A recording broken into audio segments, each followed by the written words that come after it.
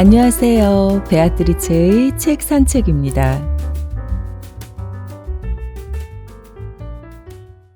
여우 하면 여러분은 뭐가 제일 먼저 떠오르시나요? 동물의 왕국? 구미호? 혹시 집에 계신 분? 여우 털목도리가 생각나신다고요? 네, 웃자고 해본 이야기고요. 자, 다시 질문을 바꿔볼게요. 사막여우 하면 뭐가 가장 먼저 떠오르세요? 네, 거의 비슷하실 텐데요. 맞습니다. 어린 왕자죠. 앙뚜안 드 생텍쥐페리의 어린 왕자에서 사막여우가 어린 왕자에게 건넨 말들 중에는 제가 그 책을 읽은 지 꽤 오랜 시간이 흘렀어도 여전히 제 마음 한구석에 남아있는 명언들이 많은데요. 그런데 여러분, 이거 아세요? 그 이야기가 상상 속 이야기가 아니라 사실에 근거한 이야기라는 거요. 실제로 1935년 생텍스의 단발기가 사하라 사막 상공에서 폭발합니다. 다행히 그는 조종실에서 무사히 뛰어내렸죠. 걸을 수는 있었지만 통신수단, 식량, 물이 없었기에 자칭 사막의 포로가 되었어요. 그렇게 생텍스가 사하라 사막에서 죽어갈 때 여우들이 그를 위로합니다. 그는 여우들과 친구가 되었죠. 한 마리를 잡아먹어 목숨을 구할 수도 있었지만 그러지 않았어요. 오히려 죽어가면서 여우의 우정에 감사했습니다. 결국 유목민에 의해 구조된 생텍스는 그렇게 사막에서 살아남았죠. 생텍스의 전성기인 1930년대와 1940년대에는 전 세계의 부유하고 교양 있는 엘리트들이 국제적 베스트셀러인 그를 극진히 대접했습니다. 하지만 그는 자신이 환영받지 않는 곳을 더 좋아했습니다. 세계에서 가장 세련된 사람들과 어울릴 수 있었음에도 바오밥 나무, 장미, 여우, 신과 이야기하는 것을 더 좋아했답니다. 그건 그저 자기 자신과 이야기한 거 아니냐고요? 아니요. 그는 정말로 바오밥 나무, 장미, 여우, 신과 이야기했습니다. 자기 자신과도 이야기했을 것 같긴 하지만요. 동화가 허구보다 실제에 훨씬 더 가깝다는 거 아시죠? 무서운 용이 존재한다고 가르쳐서가 아니라 우리가 용을 이길 수 있다는 사실을 말해주기 때문인데요. 여우와 대화에서가 아니라 여우와의 대화를 통해 우리에게 진정한 사랑과 우정이 무엇인가를 말해줬기에 생텍스의 어린 왕자는 상상 속 허구가 아니라 실제에 가까운 진실이라고 말할 수 있는 겁니다. 여기 생텍스가 경험한 여우와의 우정을 뜨겁게 체험한 이의 이야기가 있습니다. 이 이야기는 미국 유수의 국립공원 레인저로 일하는 로키 산맥 자락 인적 없는 땅에 작은 오두막을 짓고 홀로 살던 그녀가 야생여우의 정기적인 방문을 받으며 시작되는데요. 본격적인 산책에 앞서 살짝 그녀의 이야기 한번 들어보실게요. 연이틀 연속으로 오두막에 여우가 나타났다. 태양이 서쪽 언덕 위에 걸터 앉은 지 1분도 채 지나지 않아 그는 부들부들한 파란색 먼치그래스 사이로 흙바닥에 머물리었다. 그러고는 꼬리끝을 턱 밑에 밀어넣고 눈을 찡그린 채 자는 신용을 했다. 나는 캠핑 의자에 앉았다. 나는 책을 펼쳐 읽는 신용을 했다. 우리 사이에 놓인 것은 2미터와 가냘픈 물망초 한 포기뿐이었다.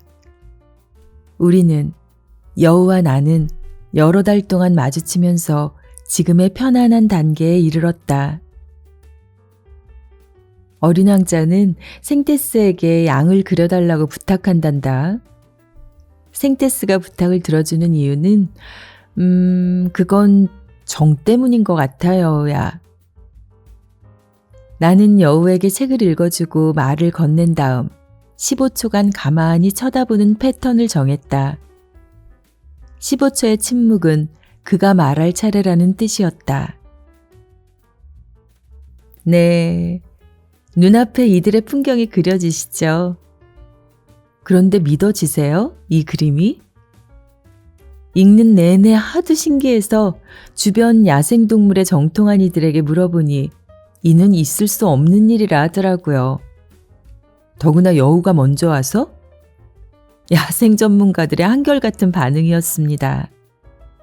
그 있을 수 없는 동화 같은 이야기가 야생 여우가 먼저 손을 내민 우정이 이제 막 시작됩니다. 한없이 다정한 야생에 관하여 신비롭고 마법 같은 여우와의 우정을 통해 그 인연을 통해 야생에 대한 순수한 사랑을 말하는 캐서린 레이븐의 여우와 나로 오늘의 산책을 시작합니다. 본문 먼저 들어보실게요. 우리가 휴식을 취할 때 계피색 암여우가 굴에서 울면 우리 여우는 이따금 그녀를 무시한 채 쪼그려 앉아 있었다. 하지만 오래 그러진 않았다. 주둥이 밖으로 꼬리를 달랑거리며 우리 집 뒷문과 굴 사이에서 좌고우면할 때가 많았다. 고개를 양쪽으로 도리도리 하면서 어느 쪽을 고를지 저울질했다. 누구나 이와 똑같은 딜레마를 매일 맞닥뜨리지 않나? 여우와 나는 언제나 의무와 자유 사이에서 줄타기를 했다. 이따금 그는 끝까지 버티다가 의무에 충실하기로 마음먹고는 마치 발이 진흙에 빠진 듯 마지못해 굴로 걸어갔다. 어느 날 저녁에는 암여우가 부르는데도 천천히 우리 집 진인로로 끝까지 걸어와 그 자리에 누워 농땡이를 부리다 그녀가 두 번째로 부르고서야 언덕이 노간주 나무 빈터로 달려갔다. 몸짓, 행동, 표정은 말보다 덜 정확할지는 몰라도 한꺼번에 구사하면 더 신뢰할 만한 소통 수단이다. 여우에게 책을 읽어주는 일에 의미가 있었던 것은 침묵과 눈맞춤 때문이었다. 서로에 대한 신뢰를 쌓은 것은 말이 아니라 행동이었으며 우리 관계의 토대는 대화가 아니라 함께한 활동이었다. 사실 나는 사람과 있을 때보다 여우와 소통할 때 더 편안했다. 혀가 우리를 이끄는 방향과 발이 이끄는 방향이 다를 때 소통이 얼마나 힘든지를 생각해보라. 네, 소통의 기본은 공감이죠. 그런데 공감도 능력이라는 거 아세요? 공감은 공명에서 오잖아요. 공명이란 어떤 물체의 진동 에너지가 다른 물체에 흡수되어 그 물체가 진동하는 것을 말하고요. 이때 원래 진동 에너지의 진동수와 진동 에너지를 받는 물체의 고유 진동수가 가까워지면 더 큰 공명의 효과를 얻을 수 있다고 합니다. 쉽게 말해 공명이란 한자 뜻 그대로 남과 더불어 우는 일입니다. 남이 울면 따라오는 것이 공명인 거죠.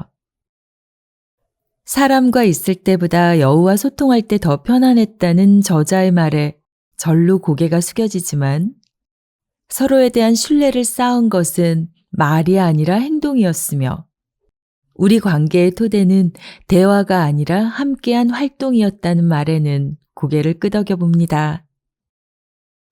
가끔 이런 생각을 해봐요. 우리의 아버지는 자식들에게 충분히 해주지 못한 것과 자식들이 어려울 때 곁에 있어주지 못한 것 중 어느 게 더 마음 아프셨을까?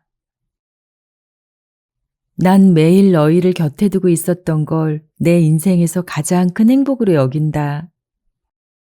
내가 이룬 가장 큰 성취야. 라고 말했던 미스터 스타벅이라는 영화 속 대사가 떠오르는 오늘입니다. 그래요. 현존은 가장 강력한 사랑의 표징입니다. 감동적인 말씀과 놀라운 기적보다 예수님의 제자들이 누린 가장 큰 축복은 주님과 함께 먹고, 함께 걷고, 함께 시간을 보낸 일이 아니었던가요? 결국 삶은 관계였고, 관계는 소통이었습니다. 행복은 멀리 있지 않고 내 옆의 사람들과, 그 대상이 바로 여우일지라도 말이죠. 본문 조금 더 들어보실게요. 우리의 갇힌 흰 매는 자유롭게 살아가는 매만큼 귀한 존재일 테지만 하는 행동이 다르다. 우리의 갇힌 동물은 야생동물과 달리 인간 중심 세상에서 이익을 얻으며 우리에 의해 고분고분해진다. 나는 깨달았다. 내게 무엇보다 중요한 건 무언가가 어떤 존재인가가 아니라 어떻게 행동하는가, 어떻게 살고 무엇을 하는가였다. 며칠 뒤 이 깨달음을 여우에게 들려주었다. 내가 이제 어른이 돼서 뭐가 될 건지 아니? 동사가 될 거야. 동사라고? 그래, 동사와 부사, 형용사도 괜찮아.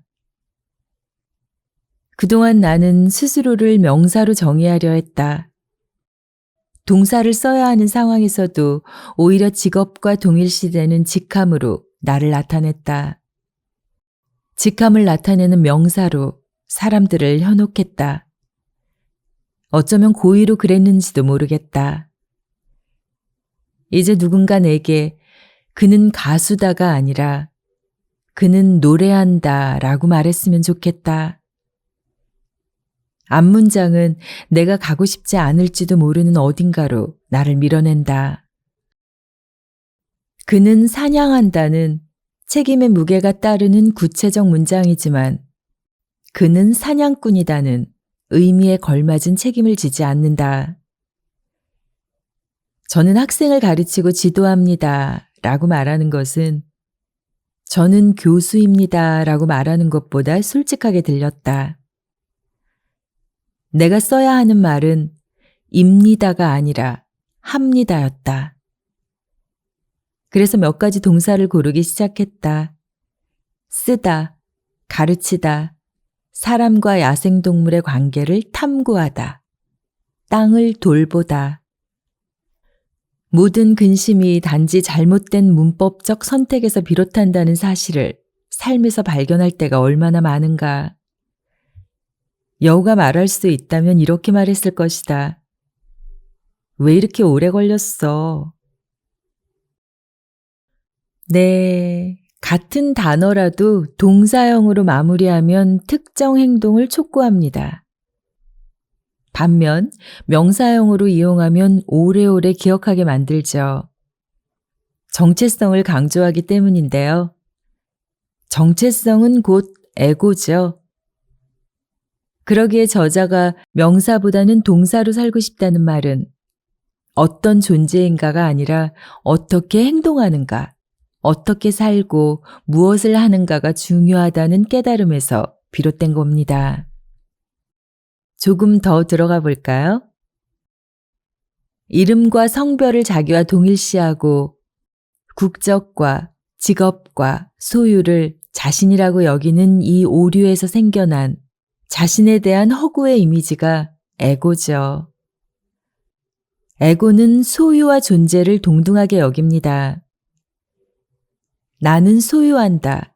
그러므로 존재한다. 더 많이 소유할수록 우리는 더 많이 존재한다고 믿죠.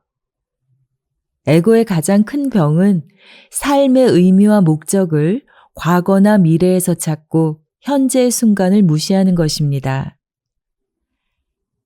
에고는 본래 존재하는 것이라기보다는 인간의 머릿속에 있는 혹은 기억과 생각의 범주 안에 있는 일종의 착각인데요. 그러므로 이 에고를 알아차리는 순간, 그것과 동일화된 자신을 깨닫는 순간, 진정한 깨어남이 시작됩니다. 저자가 여우를 통해 깨달은 것처럼 말이죠. 자, 그럼 제가 질문 하나 드려볼게요. 저자가 여우를 통해 깨달은 것은 무엇일까요? 저자는 왜 명사보다는 동사로 살고 싶다고 말했을까요? 질문을 살짝 바꿔볼까요? 어떻게 하면 지금 평화로울 수 있을까요? 네, 그것은 바로 현재의 순간과 화해하는 것입니다.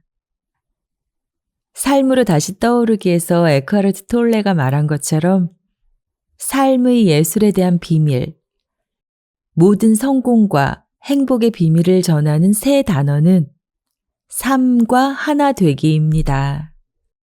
삶과 하나가 되는 것은 현재의 순간과 하나가 되는 것이죠.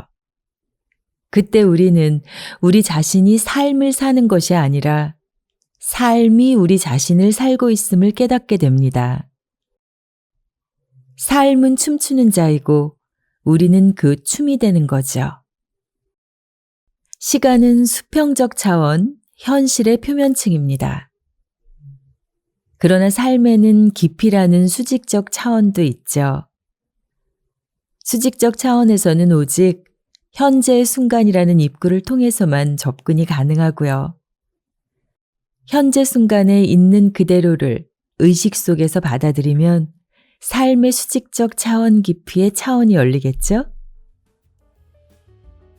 성인이 되고자 완벽함의 안간힘을 쓰던 어느 신부님에게 천사가 내려와 그랬다죠. 자네가 죽을 때 너는 왜 모세처럼 살지 못했나? 라는 질문을 받지 않는다네. 너는 왜 자기 자신으로 살지 못했나? 라는 질문을 받을 걸세. 그렇습니다. 우리는 누구이기에 할 수 있는 것이 아니라 바로 우리이기에 할 수 있는 겁니다. 삶을 변화시키는 책 한 권의 기적, 베아트리체의 책 산책이었습니다.